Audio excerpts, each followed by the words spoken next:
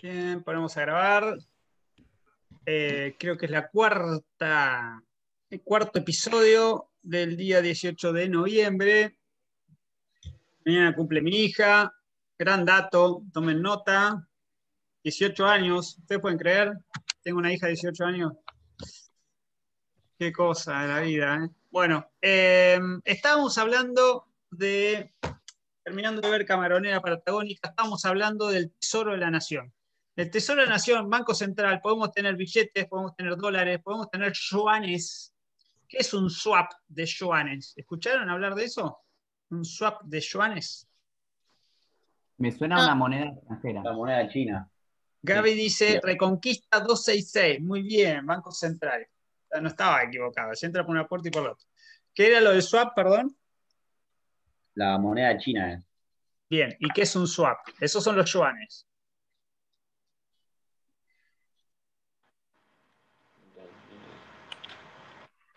¿Serán los centavos? No, swap es un intercambio, es cambiar, intercambiar una cosa por la otra. Entonces, cuando se habla de un swap, es decir, yo tengo yuanes, los puedo cambiar por otra moneda y hacerlos líquidos. La clave es la liquidez, poder después utilizarlo para mantener el valor del dólar o del peso, lo mismo, la contracara. Y después fíjense que el tesoro, la palabra como tesoro, que hace a eso, a la recaudación y a las reservas del país. Las reservas, es decir, cómo mantenemos el valor de la moneda en algún equivalente. Por eso hablamos de oro y otras cosas, o de bonos. ¿Sí? Compro bonos de la Reserva Federal de Estados Unidos.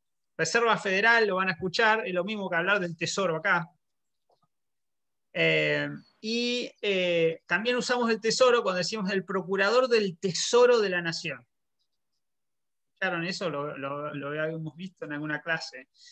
Tiene que ver, es una frase que quedó y tiene que ver también con la conformación de nuestro Estado federal, del Estado-nación. ¿Sí? Ahí es como el procurador, podría llamarse el procurador directamente de la nación, del Estado federal, el procurador del Poder Ejecutivo, porque la función es esa, asesorar al presidente.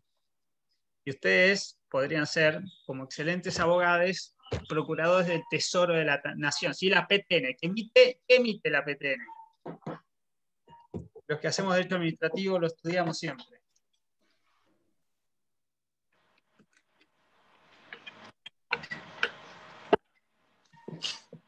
¿Tienen administrativo? ¿Qué hace la PTN? Una de las cosas que hace.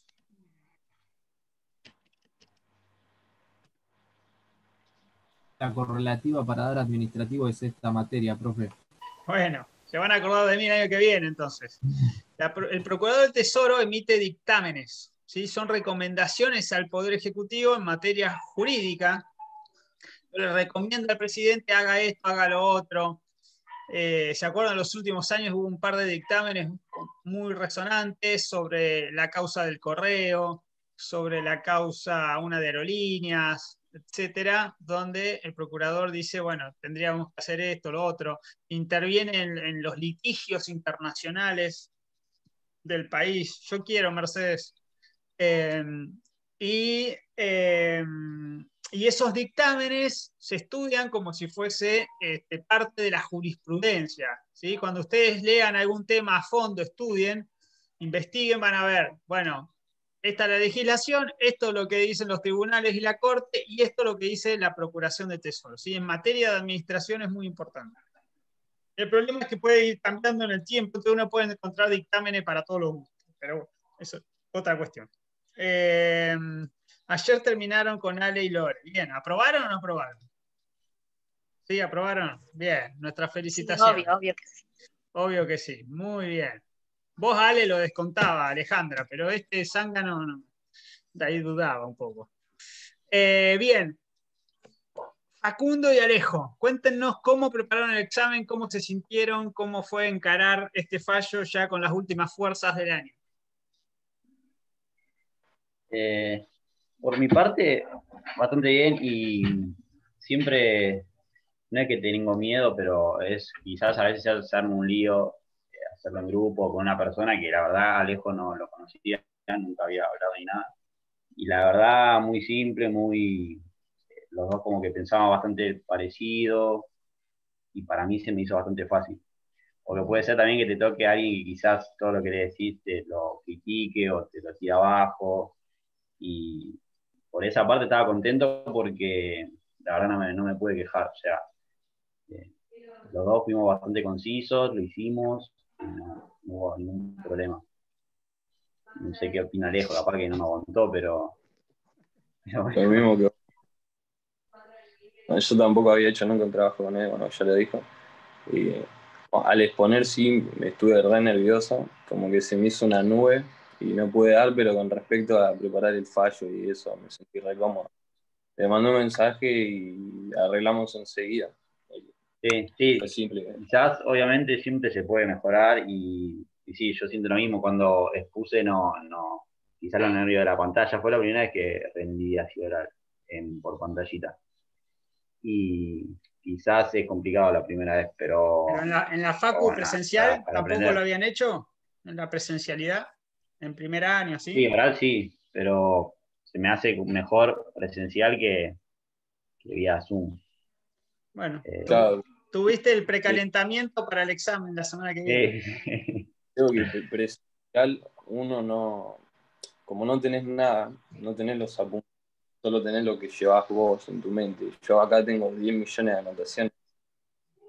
Estoy pensando más en qué decir, en dónde lo tengo, que en Es centrarme cierto que, es cierto que lo tenés a Zaffaroni ahí detrás de cámara que te está chiflando. dando por eso. Lo contrataste. Y, y- y bueno, eso. y bueno, gracias a Ale, que en nuestro caso nos ayudó Ale, y la verdad también 10 puntos.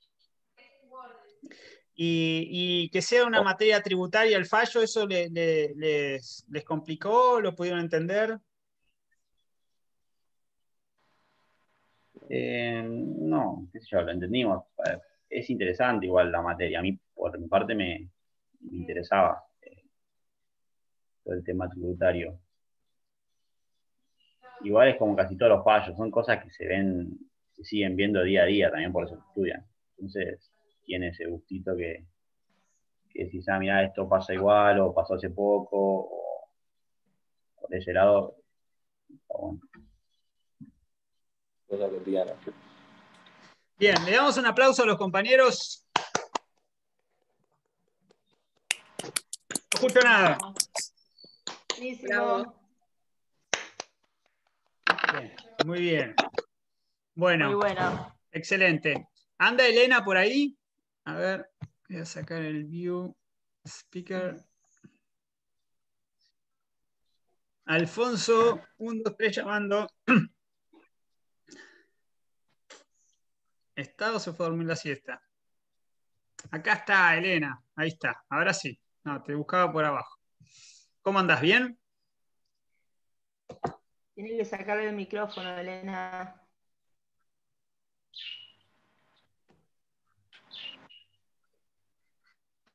Estás muteada.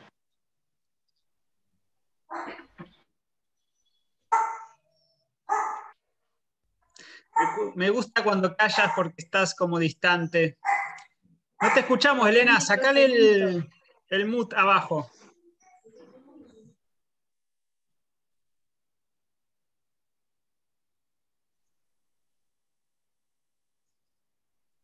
Ahí está.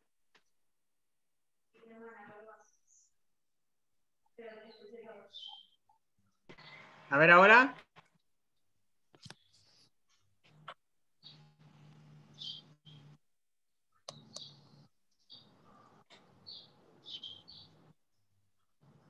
Connecting, connecting.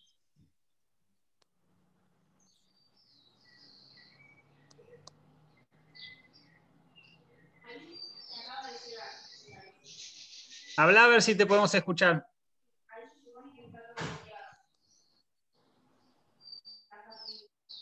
No puedo entrar al audio. Habla a ver si te escuchamos.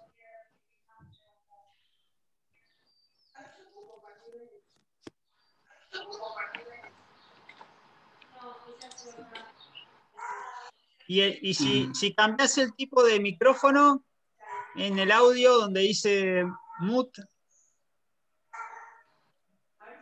O quizás se apaga la cámara, que a veces realmente consume datos.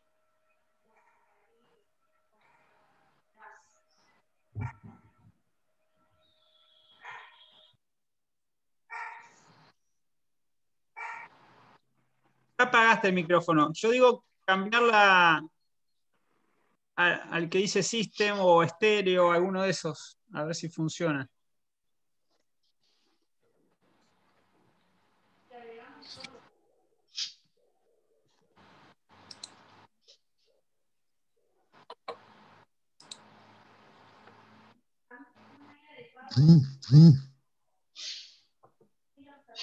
Ahora estás muteada, está cortado el audio.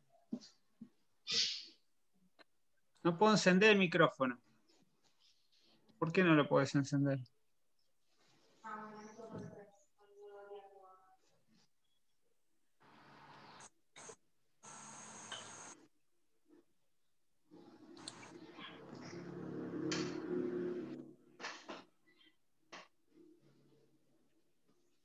¿Querés intentar conectarte otra vez? Bueno, dale, salí y entra.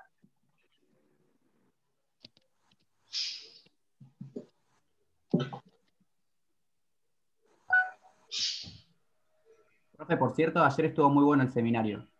De los mejores que nos tocó participar.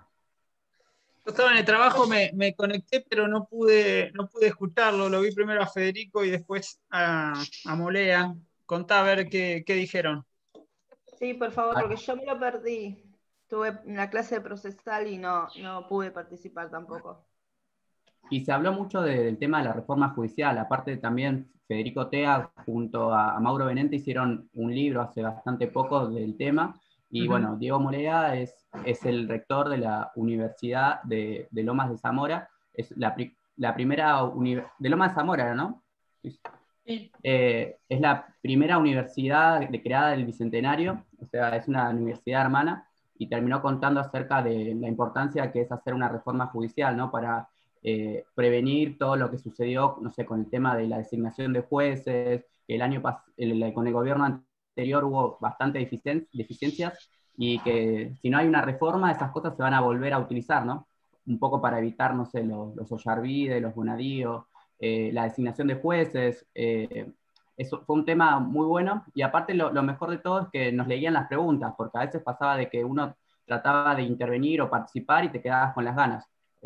Con Ale Villarrué estábamos re contentos porque FDTA nos leía las preguntas y nos sentíamos como recontra contentos. Así que nada, y fue como, te digo, de las mejores que me tocó ver, me gustó. Aparte desconocía al expositor, era alguien totalmente novedoso, y nada, la verdad que volvería a verla. Y es miembro Creo del que consejo. De la magistratura, sí. O sea, Y alguien creo que está ahí adentro, que en carne y hueso, uno de los 13 que leemos, ¿no? Y por otro lado, lo sube en la UNPAS, lo subió ya, me parece. ¿Lo pasás después, así lo miramos, ¿vale? El link. Dale, genial. Les cuento, el otro día di una charla en un congreso en una universidad privada. Había 500 expositores.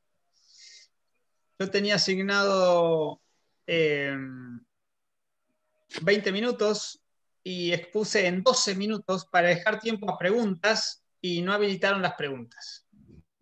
Entonces, esto que dice Alejandro es muy importante y además hoy en día el Zoom te permite eso, ¿no? Escribís una pregunta en el chat y el moderador la puede leer. Obviamente que, digamos, los límites temporales que se dispone para cada actividad. Pero como actitud, ¿sí? Es de destacar que se facilite la participación de estudiantes y de los asistentes. Si no, queda como alguien expone desde algún pedestal y todo lo demás escuchamos y ahí se acaba todo. Bien, ¿volvió Elena o no volvió? Ahí está. Sí. ¿Te escuchamos? Está conectando el audio.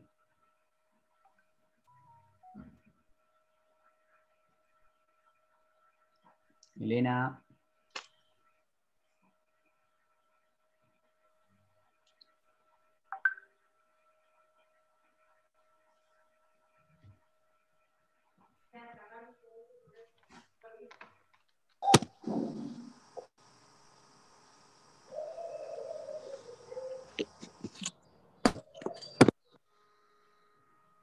Profe, cuente la sorpresa. Era el chistecito antes del corte, pero tenemos algo para terminar la clase hoy, así que quédense. Bueno, estamos por ver el fallo, último fallo, que se llama Cristina Fernández, pero es María Cristina Fernández. Bien. María Cristina. María Cristina. Con Estado Nacional, Ministerio de Justicia y Derechos Humanos sobre indemnizaciones del año 2019. Hace un año, octubre del 19. Bueno, Elena, ¿hay caso o no hay caso? Sí, dice que sí.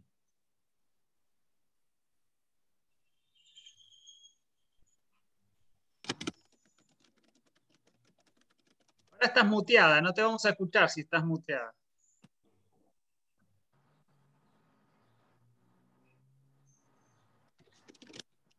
Hay cierto vocabulario que aprendimos este año que ya estamos como...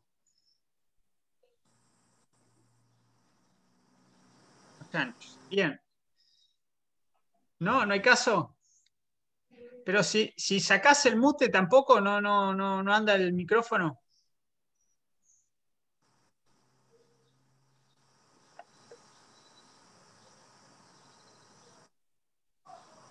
O si apagás la cámara, como decía Alejandro. Connecting to audio, no. Ahora, si hablas ahora, ¿no? ¿No te escuchamos?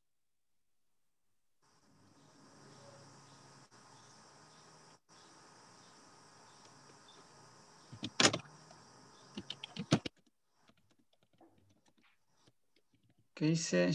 Si prueba con auriculares tampoco. Es la compu, es la compu. Bueno, estamos en problemas.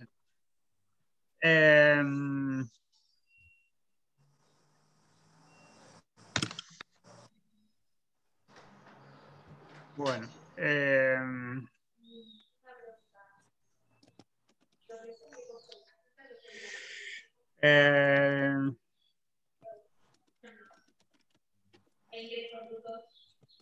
Bueno, entonces, ¿qué hacemos? Plan B.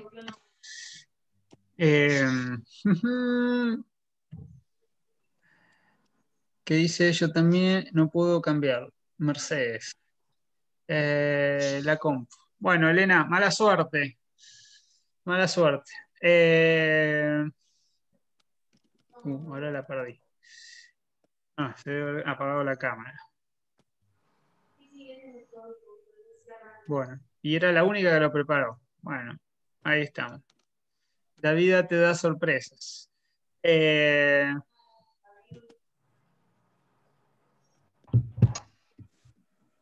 Bueno, listo. Vamos por este lado entonces. ¿Qué tenemos con este fallo? Es el último que nos queda. Es de reciente incorporación a la materia. Digamos, es muy simple el tratamiento de este fallo y lo que tenemos que retener. ¿Qué va a abordar la Corte acá? ¿Sí? Tenemos dictamen del procurador, que es el procurador actual, Casal, ¿lo escucharon hablar? Es un procurador interino. El dictamen es del 20 de diciembre del 2018.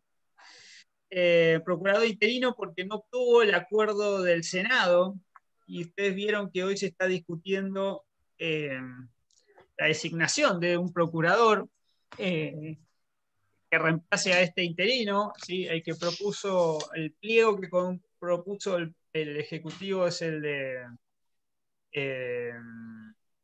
Rafecas, el juez Rafecas, Daniel Rafecas, y al mismo tiempo hay en el Congreso un proyecto de ley para modificar las condiciones en las cuales se elige y se remueve al procurador, porque hoy es sin plazo, o sea, se lo designa y no tiene temporalidad.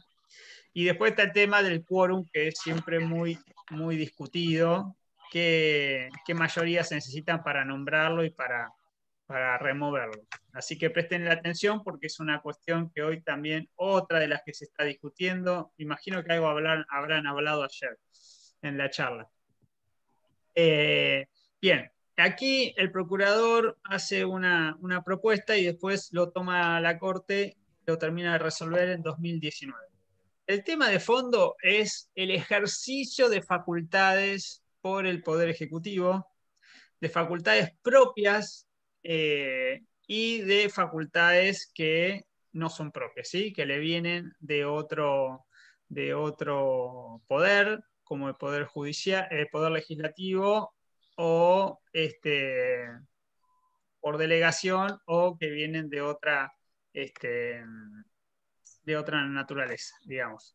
Aquí la cuestión de fondo es el alcance, o el quantum, otra vez, de una indemnización para los que tuvieron que exiliarse durante la última dictadura militar, ¿sí? El alcance de esa indemnización que afronta el Estado como una especie de reparación a quienes estaban detenidos o a disposición del Ejecutivo tuvieron que exiliarse. ¿Y quién define el quantum? ¿Quién define el alcance de esa reparación? ¿Sí? Y digamos, ¿quién lo define? Si tiene competencia para hacerlo y si y a través de qué normativa se puede llegar a hacer.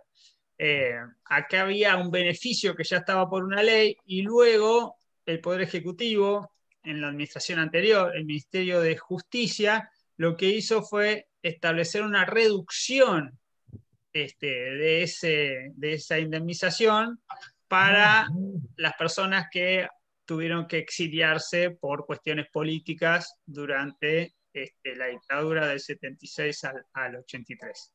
Entonces lo que se discute acá es propio bien de la materia que van a ver en derecho administrativo, ¿sí? Para estos casos de definición de competencias. Lo que se va a estudiar aquí es el alcance de las competencias del Poder Ejecutivo. Ustedes saben, algo, digamos, lo podemos enlazar con el fallo que vimos recién, cuando decíamos el principio de reserva de ley, principio de legalidad o de reserva de ley, en ese caso era en materia tributaria. Pero en general, el principio de reserva de ley tiene que ver con una cuestión que muchas veces hemos visto a lo largo del año, que es con el principio de competencia.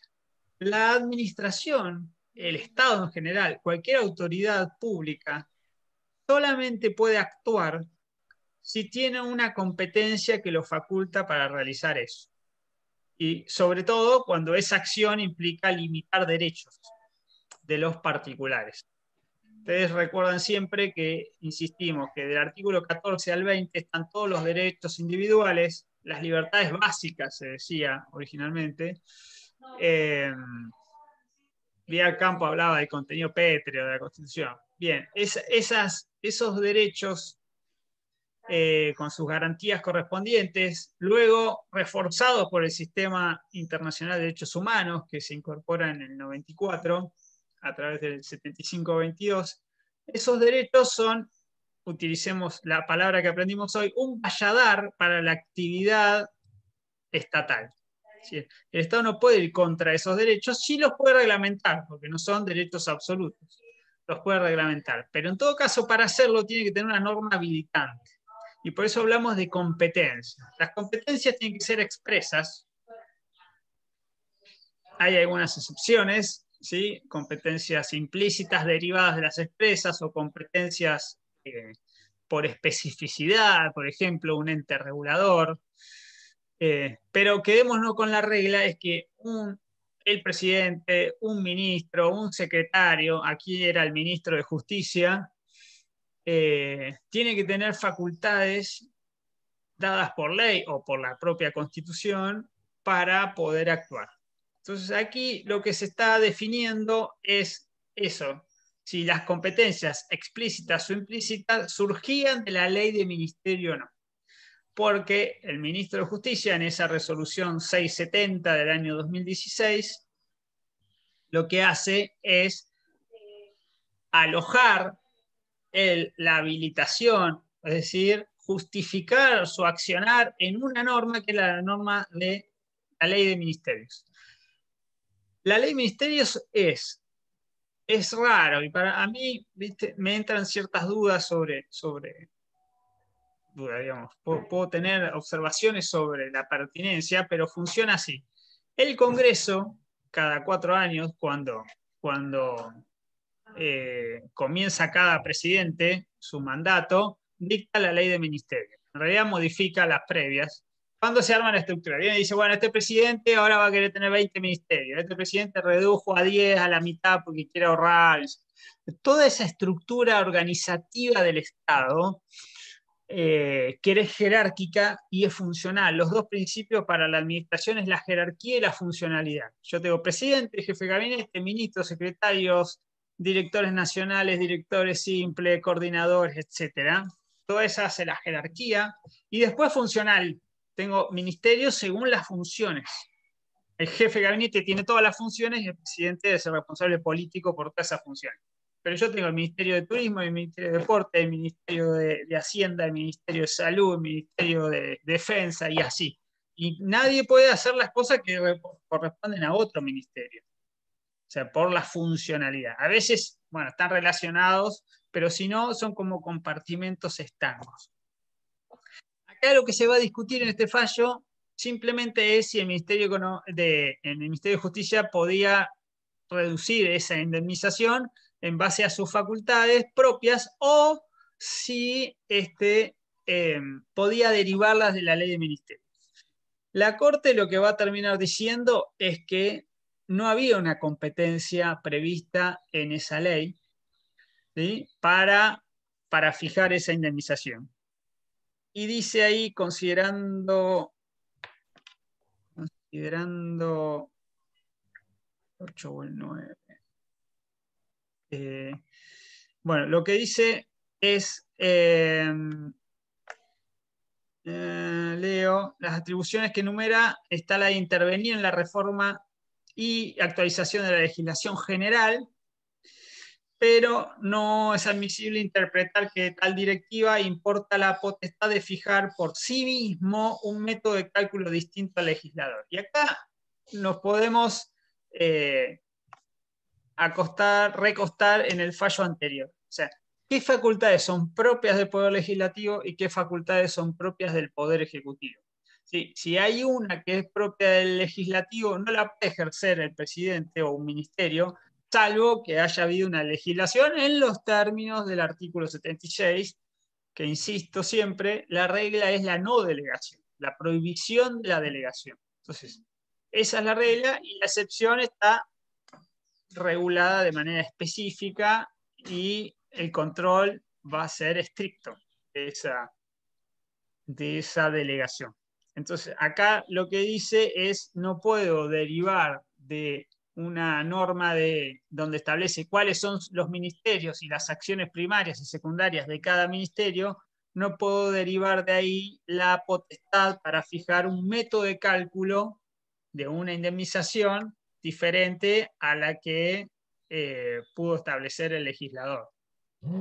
Cita la Corte algunos antecedentes, ¿sí? Como Joffre, en una causa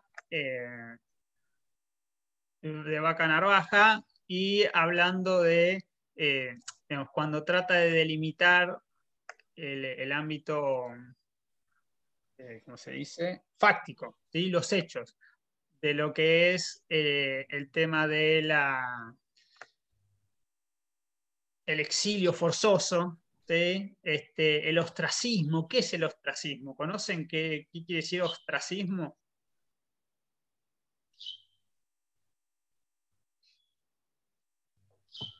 No, No, yo no conozco. Palabra ostracismo. ¿A qué le suena? A ver. de hostia, no sé. ¡Ah!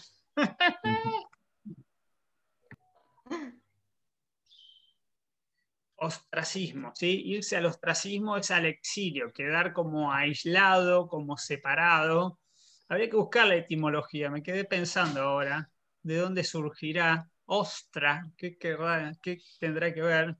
Pero lo importante en este fallo se hace como un recuento de otras normas que tenían que ver con esta cuestión. Hay una serie de legislaciones referidas a las reparaciones por los delitos de lesa humanidad cometidos durante la última dictadura, no exenta de debate, como todas estas cuestiones, ¿sí? De quiénes son los beneficiarios. Primero hubo un debate inicial de si había que, entre las propias víctimas, sobre si había que cobrar o no alguna reparación económica, si eso reparaba el daño de la pérdida de un ser querido o de haber sido víctima de los delitos de lesa humanidad, así como apropiación, como tortura, violación, desaparición, etc. Pero luego el debate pasó a ser quiénes podían ser beneficiarios y de qué delitos, y eso se fue como expandiendo y ampliando. Después hay otro debate hoy vigente, que si también pueden ser beneficiarios las víctimas del terrorismo por parte de las organizaciones armadas, ¿sí? O sea, los parientes de los militares que también fueron víctimas de atentados en su momento. Bueno, todo eso, hay un mar de fondo político, pero y en la opinión pública, que este fallo toca de alguna manera y viene digamos, es lo que pone de fondo ahí, y todo eso lo regula el Ministerio de Justicia. Entonces, aquí lo que le importa a la Corte es definir el alcance de las competencias, ¿sí? Y si esas competencias están en una ley de ministerio, ¿sí? ¿Quién puede modificar esa ley? Imagínense qué pasó hace poco, el último cambio. La Secretaría de Energía pasó a depender de un ministerio en otro. Bueno, ¿eso qué se necesita? Se necesita modificar la ley del ministerio. Entonces, o se hace por un DNU que después tenga que ser ratificado, si se da el caso y las condiciones, o se necesita una nueva ley. Acá la Corte nuevamente, considerando 10, va a hablar del principio republicano de división de poderes. Entonces, y ahí habla de departamento de gobierno. Eso está bueno pensarlo como sinónimo de los tres poderes, ¿sí? Un departamento de gobierno, y está bueno pensar en esa palabra, departamento, compartimentarizar, es dividir. Yo siempre les digo, el poder es uno solo y lo que hacen las repúblicas es ponerlo en diferentes cajitas. Cada cajita es un poder del Estado en la división republicana, y aquí lo llama departamento de gobierno, ¿sí? Para ejercer el gobierno se divide el poder. Esa sería como la traducción, y dice que puede ejercer lícitamente otras facultades que las que le han sido acordadas expresamente o que deben considerarse conferidas por necesaria implicancia de aquellas. Este fallo le van a sacar el jugo cuando vean administrativo, el tema de la competencia. Cada acto del Poder Ejecutivo, acto administrativo, cada reglamento, tiene que tener motivación y tiene que tener competencia.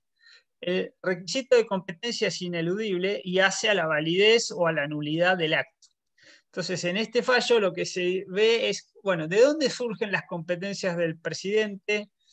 Y por efecto transitivo, las competencias de un ministerio. Entonces, ¿cómo se tienen que leer esas competencias? Y hay una palabra que está bueno que ya les empiece a sonar para cuando vean administrativo, que es la exorbitancia de las facultades. Fíjense, en el considerando 10 dice, se observa que la disposición contenida en esa resolución trasunta el despliegue de una facultad que exorbita las potestades reconocidas al Ministerio de Justicia por la ley vigente. ¿Qué quiere decir que exorbita? Es decir, que sale de la órbita, que va más allá, que se extralimita. ¿sí?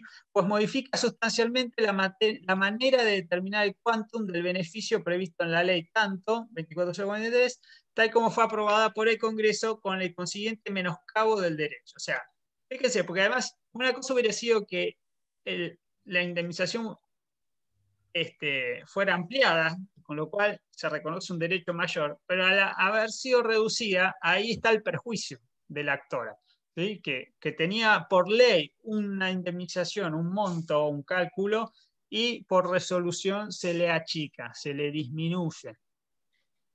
Y recuerden, todo esto fue después de 2018, cuando el país se quedó sin recursos, tuvo que ir al FMI y se empezó a achicar de todos lados los gastos fiscales. Considerando 11, para terminar, dice que corresponde declarar la inconstitucionalidad de la resolución. ¿Pero por qué? Por esta extralimitación de competencia. Acá no es que se vea si el reglamento es autónomo, es delegado, es esto, lo otro, sino simplemente dentro de lo que se entiende como facultades propias del Ejecutivo, lo que está diciendo la Corte, no puedo derivarlo de la ley del Ministerio como el ejercicio de facultades autónomas del presidente. Entonces dice, se revoca el fallo y se dispone que se practique una nueva liquidación. Fíjense el efecto práctico.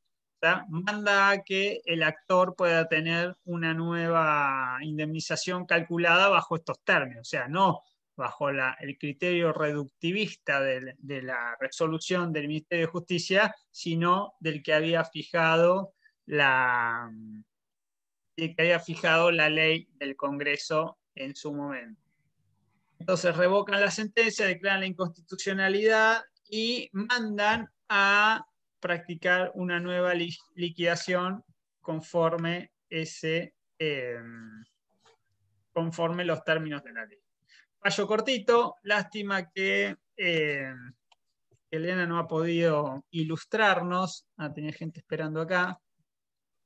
Ostracismo en Grecia, dice Margarita.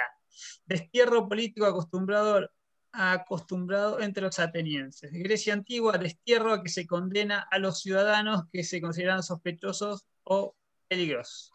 Bien, pero no sabemos por qué es llamado ostracismo. Tiene que haber alguna respuesta. La palabra, según busqué, la palabra ostra venía de un tipo de vasija en el cual se ponía el nombre del ciudadano al cual desterraban, para saber quién era el desterrado, de un pedazo de vasija.